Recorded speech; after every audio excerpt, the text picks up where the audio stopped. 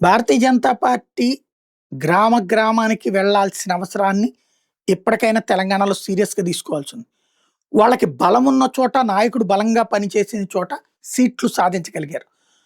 పట్టించుకోని చోట, నిర్లిప్తంగా ఉన్న చోట, నిర్లక్ష్యంగా ఉన్న చోటే దెబ్బతిన్నారు. దానికి సాక్ష్యం డబుల్ డిజిట్ వచ్చినటువంటి వాటిట్లో పక్కన హన్మకొండలో 10 దాకా వచ్చినటువంటి పరిస్థితి. అట్లాగే జగిత్యాల్లో 16 సాధించగలిగారు. అలాగే జోగులాంబ గద్వాల్లో 10 డీకే ఇంపాక్ట్ అనుకుంటా. కామారెడ్డిలో 23 చాలా గట్టిగా సాధించినట్టే. కరీంనగర్‌లో 13 బండి సంజయ్ ఇంపాక్ట్ అనుకుంటా.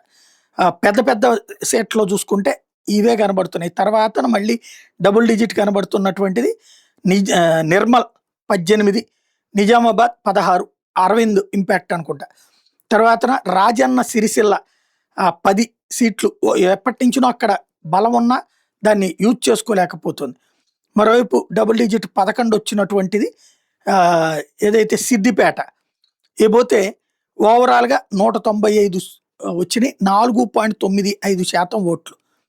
వాస్తవంగా దాదాపు అప్పట్లో మన ఇది లోక్సభ ఎలక్షన్స్ అప్పుడు 40% పైగా ఓట్లు సాధించిన పార్టీ ఇప్పుడు 4% దగ్గరికి ఎందుకొచ్చిందన్నది ఆత్మవిమర్శ చేసుకోవాలి. 4.6 అన్నటువంటిది ఒకసారి చెక్ చేసుకోవాల్సి ఉంది.